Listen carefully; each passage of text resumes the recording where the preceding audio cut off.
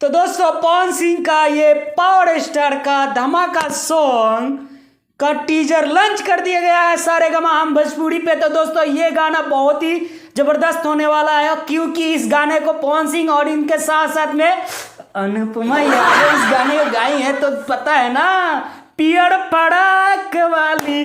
तो दोस्तों ये पियर पड़ाक वाली जैसे जब चमकता धमकता ये गाना था ना, तो वैसे ही ये भी गाना होने वाला है। और इस गाने में नजर आने वाली है ऋतु सिंह और इस गाना को लिखे हैं वही पुराने वाले विनय बिहारी जी। और इस गाना का म्यूजिक दिए हैं शुभम राज। और ये गाना तो आप सभी को पता ही है कि सारेगामा हम भोजपुरी पे आने वाला है और पावर स्टार का गाना आए और वायरल ना हो ही नहीं सकता। तो ये टीजर देखकर लग रहा है ना कि मतलब